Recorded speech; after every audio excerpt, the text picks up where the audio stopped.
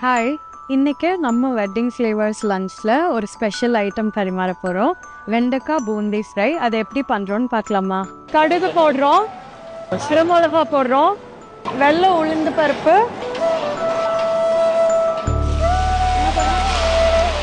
பெரிய வெங்காயம் போடலாம் தாளிக்கிறதுக்கு, துருவன தேங்காய் போட போகிறோம்,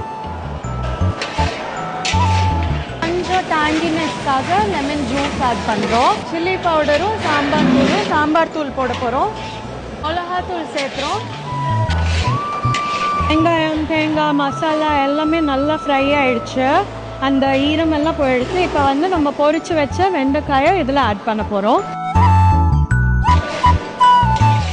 வெண்டைக்காய் பூந்தி ஃப்ரை பண்ணுறோம். பூந்தி ஆட் பண்ணிடலாம்.